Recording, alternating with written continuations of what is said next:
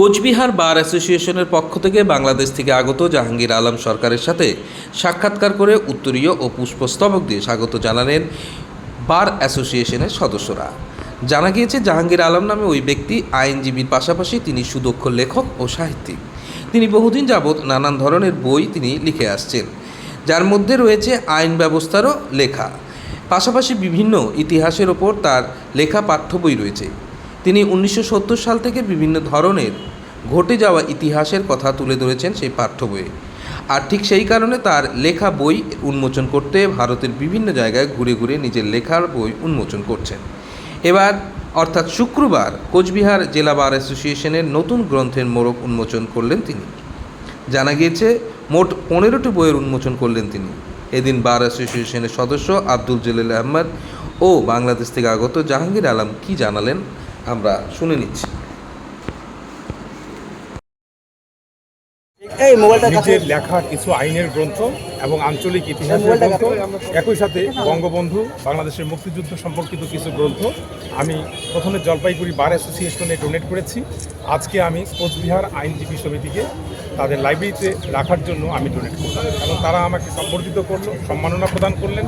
আমি স্বস্তি বোধ করছি। কতগুলি বই ছিল এখানে? আমার লেখার মোট বইয়ের সংখ্যা হচ্ছে 33টি, তবে আজকে এখানে আমি জমা দিয়েছি 15টি গ্রন্থ। আপনি কিছু বার্তা দিতে চাইবেন এই বইগুলির মাধ্যমে? একদম তাই।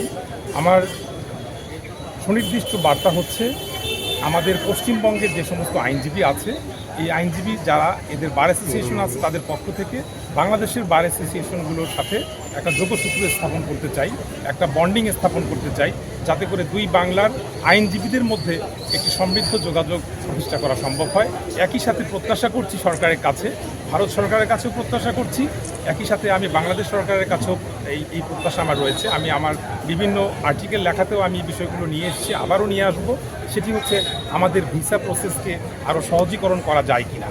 যতটা সম্ভব সহজীকরণ করা গেলে, অনেক সময় আমাদের বিজ্ঞ আইনজীবীরা অনেক ব্যস্ত থাকেন, তাদের সেই যাওয়ার সুযোগটা হয় না, সময় হয় না। যখন সময় হয় তখন ভিসা নিয়ে জটিলতা দেখা দেয়। কাজে এই বিষয়গুলো যদি একটু নজরদারি করা যায়, বন্ধুত্বপূর্ণ দুটি রাষ্ট্রের মধ্যে সম্পর্কটি আরও সুন্দর হবে বলে প্রত্যাশা করছি।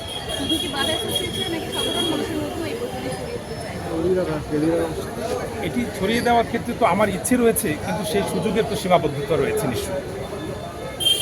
আমি একজন আইনজীবী হিসেবে হয়তো খুব সহজে একটা বার অ্যাসোসিয়েশনের প্রেসিডেন্ট সেক্রেটারির সাথে কথা বলে আমি এখানে আসতে পারি, এবং তারা আমাকে ইনভাইটেশন, যেমন আমি বইগুলো নিয়ে আসার সময় আমাকে ইমিগ্রেশন আমাকে বারবার প্রশ্ন করতেছিল, কেন বই নিয়ে যাবেন, এই বইগুলো এখানে নেওয়া যাবে না, আপনার কাছে কী প্রমাণ আছে, কে চেয়েছে।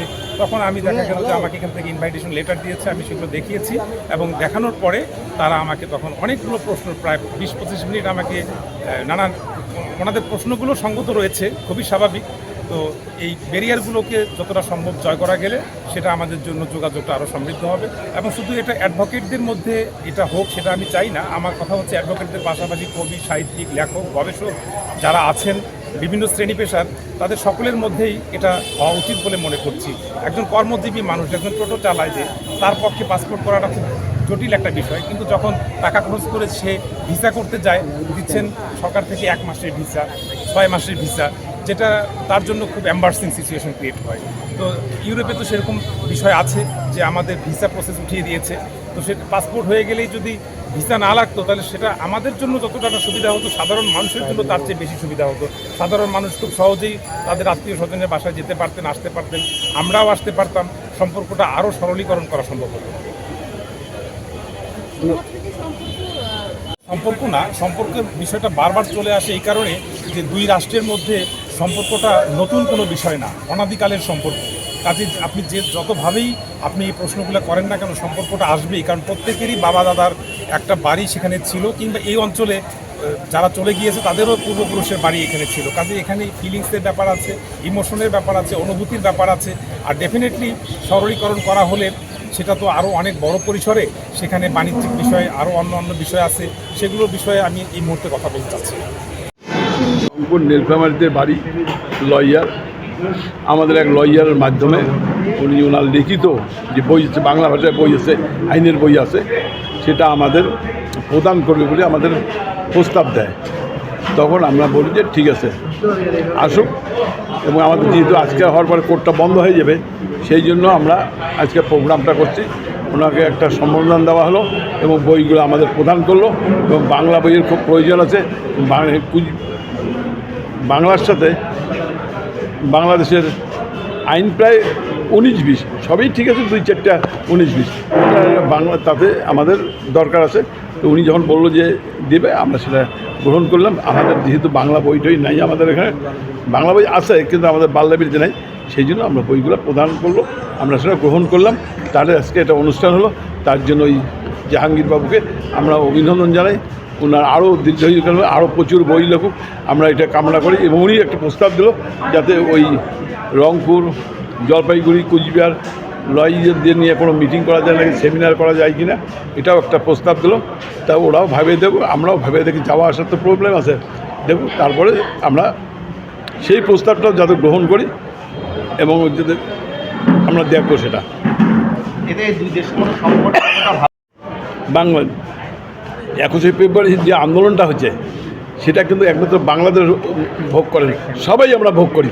এই বাংলা হলে পরে আমরা শুধু ওরা বাংলাদেশের লোক না, আমরা পশ্চিমবঙ্গের লোকও এটা সুযোগ সুবিধা ভোগ করব। শুধু উভয়ের মধ্যে মিল আছে, মহব্বত আছে, আত্মীয় স্বজনদের সবই আছে, শুধু খালি মেলবন্ধনটার মধ্যে একটু আটকানো আছে আইনেতে, সেটাও যাতে হয়।